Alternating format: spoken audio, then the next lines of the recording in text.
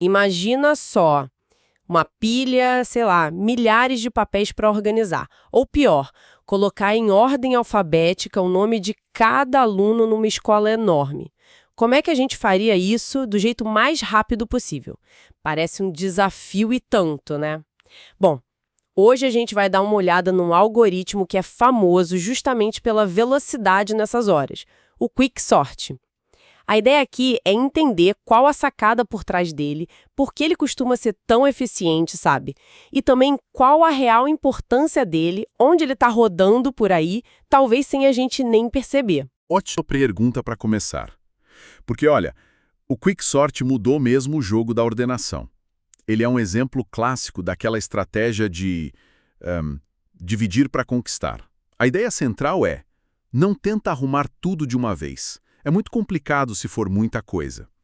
Em vez disso, ele quebra o problemão em pedacinhos. Pedaços menores, mais fáceis de lidar. Funciona mais ou menos assim. Primeiro, você escolhe um cara da lista para ser o pivô. A escolha desse pivô ela é importante. Tem várias formas de fazer, mas vamos simplificar por agora. Depois, vem o passo crucial. Particionar. Você rearranja a lista, todo mundo que é menor que o pivô vai para um lado. Ah, entendi. E quem é maior vai para o outro lado. Cria 2 grupos. Exato. 2 grupos menores. E aí que entra a mágica, a recursão. O mesmo processo escolher pivô, separar em menor e maior, é aplicado de novo, em cada um desses grupos. E de novo, e de novo. Vai dividindo, dividindo, até os grupos ficarem minúsculos, tipo com um elemento só, ou vazios. E quando tá tão pequeno assim? Aí já está ordenado, né? Um elemento só já está em ordem. Certo. E o legal é que a parte de juntar tudo de volta, a combinação, ela acontece meio que naturalmente. Como os subgrupos foram ordenados no lugar certo, menores antes do pivô, maiores depois, quando a recursão termina lá nos níveis mais baixos e volta, a lista inteira já está ordenada. Não precisa de um passo extra complicado para juntar. A própria divisão já organiza. Tá, essa ideia de dividir para facilitar é forte, mas ainda fica um pouco no ar, né? Acho que a analogia do baralho ajuda a visualizar. Imagina um baralho todo misturado. Para usar o Quicksort ali, a gente pegaria uma carta qualquer, sei lá, um 7. Esse é o pivô. Aí a gente faz 2 pilhas novas. Uma só com carta menor que 7. As, 2, 3, 4, 5, 6. E outra pilha só com as maiores. 8, 9, 10, valete, dama, rei, certo? Perfeito. Depois, era só pegar a pilha dos menores e fazer tudo de novo. Escolhe outro pivô ali dentro, separa de novo, e o mesmo com a pilha das cartas maiores que o 7 original. Quando não der mais para dividir, quando todas as mini pilhas estiverem resolvidas, é só juntar na ordem. A pilha final das menores, aí o pivô 7 e depois a pilha final das maiores e pronto, o baralho está em ordem. Assim parece mais palpável essa quebra constante. Exatamente, ajuda a visualizar o processo recursivo. Vamos tentar com números rapidinho para fixar. Uma lista pequena. 10, 5, 2, 3. Se a gente pegar o 10 como o primeiro pivô, bom, todos os outros são menores, né? Sim. Então, depois de separar, a gente teria o grupo 5, 2, 3 de um lado e o pivô 10 sozinho. Não tem grupo maior. Certo. Agora, a recursão. Vamos ordenar o grupo 5, 2, 3. Escolhemos o 5 como pivô. Menores que 5. O 2, 3. Maiores. Ninguém. Então, fica o grupo 2, 3 e o pivô 5. Isso. Mais uma recursão. Agora no 2, 3. Pivô pode ser o 2. Menores, ninguém. Maiores, só o 3. Então, temos grupo vazio, o pivô 2 e o grupo 3. Agora sim, tudo trivial, né? A recursão para aqui. Exato, chegou nos casos base. E agora a gente volta juntando. A última etapa deu 2, 3. Voltando um nível, combina com o pivô 5. Resultado 2, 3, 5. E voltando lá para o começo, combina isso com o pivô 10. Resultado final 2, 3, 5, 10. Olha aí. A lista original 10, 5, 2, 3 está ordenada. Funcionou. A divisão e a recursão fizeram o trabalho. Perfeito. E essa estratégia de dividir é justamente o segredo da velocidade do Quicksort que você mencionou. Quando ele particiona, ele Ele evita um monte de comparações que seriam desnecessárias, sabe? Em vez de cada número ter que ser comparado com quase todo mundo várias vezes, as comparações ficam mais locais, dentro dos subgrupos. E os subgrupos vão diminuindo. Ah, faz sentido. Limita o escopo. Exatamente. Isso causa uma redução, assim, drástica no total de operações, principalmente se a lista for grande. É por isso que, falando tecnicamente, a gente diz que o Quicksort tem um desempenho médio de O de N log N. O famoso N log N. Esse mesmo. É quase um selo de qualidade para o algoritmo de ordenação. Quer dizer que o tempo para ordenar não explode quando a lista cresce. Se você dobrar o tamanho da lista, o tempo não dobra. Aumenta bem menos que isso. Só para ter uma ideia do impacto, ordenar 1 milhão de itens com o algoritmo O de N log N pode levar segundos. Já um algoritmo O de N ao quadrado, que é bem mais lento, nesse mesmo cenário, poderia levar horas, dias talvez. Nossa! Segundos contra horas. Isso realmente coloca a eficiência em perspectiva.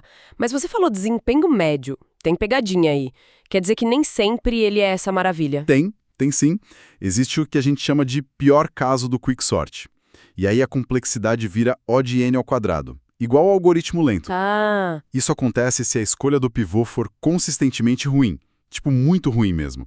Imagina que a cada passo você pega justo o menor elemento daquele pedaço como pivô, ou o maior. Aí a divisão não fica balanceada, entende? Um subgrupo fica vazio e o outro fica quase do mesmo tamanho que o anterior. A divisão não divide de verdade. E aí toda aquela vantagem de quebrar o problema se perde. Exato.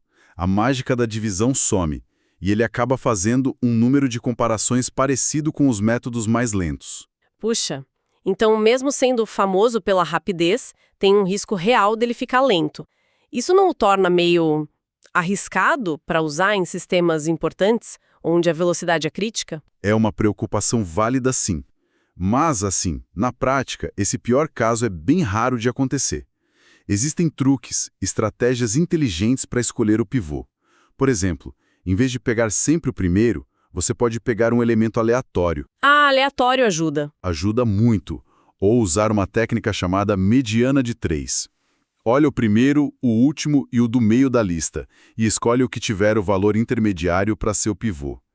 Essas técnicas diminuem muito a chance de cair no pior caso. Entendi. São formas de se proteger. Isso. E tem mais. Muitas implementações modernas usam o que chamamos de algoritmos híbridos. O Introsort é um exemplo famoso. Ele começa usando o Quicksort, mas fica de olho. Se ele percebe que a recursão está indo fundo demais, um sinal de que pode estar indo para o pior caso. Ele troca. Muda para outro algoritmo, como o Heapsort, que garante O de N log N mesmo no pior caso. Que esperto. Uma rede de segurança. Exatamente. Garante o melhor dos dois mundos, a velocidade média do Quicksort com a segurança contra o pior caso. Por isso tudo, apesar desse, digamos, calcanhar de Aquiles, a importância do Quicksort continua enorme. O desempenho médio dele é excelente, e ele geralmente ordena in place, ou seja, sem precisar de um monte de memória extra. Isso o torna um cavalo de batalha na computação. E onde a gente vê ele sendo usado? Na prática, no dia a dia? Ah, em muitos lugares. Motores de banco de dados, por exemplo, usam muito para ordenar rapidinho os resultados de buscas complexas que a gente faz. Sistemas operacionais também podem usar para ordenar os arquivos numa pasta quando você clica lá para ordenar por nome ou tamanho. Faz sentido. E nas linguagens de programação, aquelas que usamos todo dia. Um exemplo bem concreto, a função .sort do JavaScript. Embora a regra da linguagem não diga qual algoritmo usar, muitas implementações por baixo dos panos nos navegadores, no Node.js, usam variações do Quicksort, principalmente se o array for grande. Ah, então quando a gente ordena uma lista de produtos num site de e-commerce, por exemplo. Exato. Aquela ordenação quase instantânea de uma lista gigante provavelmente tem um Quicksort ou um derivado dele trabalhando ali por trás. Que interessante. Ele realmente parece muito versátil, um coringa mesmo, como a gente leu. Bom na maioria das vezes e com formas de lidar com um ponto fraco. Mas ele é sempre a melhor escolha? Ou tem horas que outro algoritmo seria melhor? Ótima pergunta. Não existe bala de prata em algoritmos, né? Cada um tem seu lugar. O Quicksort brilha para dados grandes, desordenados, que cabem na memória principal, onde o ON log N médio e a pouca memória extra são chave. Mas, se os dados já estiverem quase ordenados, por exemplo, um algoritmo mais simples como o Insertion Sort pode, surpreendentemente, ser até mais rápido. Sério? Sim, para dados quase prontos ele é muito eficiente, e para conjuntos de dados bem pequenos, a sobrecarga do Quicksort, com a recursão e tudo mais, pode não valer a pena. Um algoritmo mais simples resolve. E se a garantia do ON log N sempre, em qualquer cenário, for absolutamente crucial, talvez um heap sort puro ou um merge sort sejam escolhidos, embora eles tenham outras desvantagens. O merge sort, por exemplo, geralmente precisa de mais memória extra. Entendi. Então a escolha depende muito do contexto, do que é mais importante naquela aplicação específica. Exatamente. Desempenho médio, garantia de pior caso, uso de memória, tamanho dos dados, tudo isso entra na conta. Legal. Comparar ajuda a situar ele, né? E falando nisso, aquela comparação com o Selection Sort é boa. Organizar uma fila por altura usando o Selection Sort seria procurar a pessoa mais baixa de todas, colocar na frente, aí olhar o resto da fila, achar a próxima mais baixa, colocar em segundo, e assim vai. Um processo bem metódico, mas parece que exige olhar a fila inteira muitas vezes, né? Pois é. Já o Quicksort na fila seria escolher alguém de altura mediana ali no meio, o pivô, mandar todo mundo mais baixo para um lado, os mais altos para o outro. E aí repetir isso nos grupos menores que se formaram. Para uma fila grandona, parece intuitivamente bem mais rápido, porque os grupos que você tem que organizar diminuem muito rápido. Exatamente. A divisão acelera o processo como um todo. E a metáfora de arrumar o quarto também funciona bem para mim. Tentar arrumar um quarto super bagunçado, pegando coisa por coisa, sem critério, é lento, frustrante. Com certeza. A abordagem Quicksort seria separar roupas para cá, livros para lá, eletrônicos para colar, dividir por categorias. Depois você foca em organizar só a pilha de roupas. Depois só de livros. Quebrar o problema grande, quarto caótico, em problemas menores. Arrumar só roupas, só livros, torna a tarefa toda mais gerenciável e mais rápida no final. É uma ótima analogia. Resume bem a filosofia do dividir para conquistar. Agora, para quem está acompanhando a gente e quer sentir isso na prática, um desafio rápido. Pega um papel, uma caneta, ou abre um bloco de notas aí. Anota essa lista aqui. 29, 10, 14, 37, 13. Só 5 números. Tenta seguir os passos do Quicksort. Escolhe um pivô, pode ser o primeiro, o 29.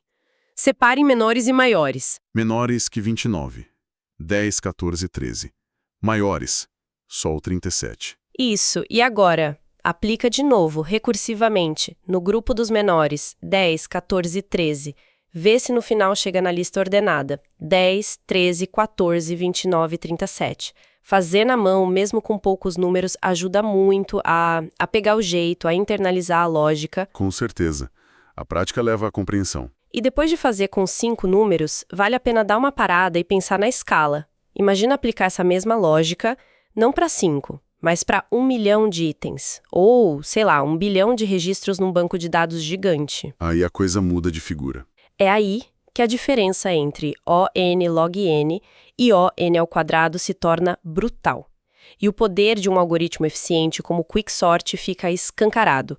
Ele transforma tarefas que pareceriam impossíveis, computacionalmente inviáveis, em algo rotineiro. Exato. Se a gente fosse resumir a essência do Quicksort, a importância dele, numa frase curta, seria algo como: o Quicksort consegue sua velocidade impressionante por dividir problemas grandes de ordenação de forma inteligente em partes menores, resolvendo cada uma eficientemente com recursão.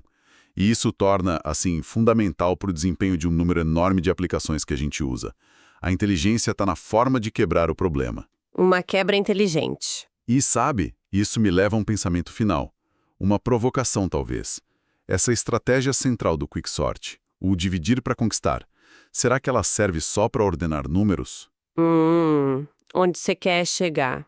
Pensa em como a gente lida com, sei lá, um volume enorme de informação para estudar, ou tarefas muito complexas no trabalho, ou até um projeto pessoal bem ambicioso. Certo. Desafios grandes. Será que a chave para lidar com esses desafios de um jeito mais eficaz não está, muitas vezes, em particionar, em quebrar o problemão em probleminhas, focar em um de cada vez? Talvez a lógica do Quicksort nos ensine algo sobre como enfrentar a complexidade no nosso dia a dia também, não só no código. Uma ótima reflexão para a gente fechar essa nossa conversa sobre ordenação rápida. Muito bom. E falando em estruturas eficientes, agora que a gente viu como o Quicksort bota a ordem na casa de forma veloz, na nossa próxima conversa vamos mergulhar em outra ferramenta essencial para a velocidade: as hash tables, as tabelas de dispersão. Elas são cruciais para fazer busca, inserção, armazenamento de dados de um jeito incrivelmente rápido em muitas aplicações por aí. Vai ser outra exploração fascinante de como essa inteligência dos algoritmos continua moldando o nosso mundo digital.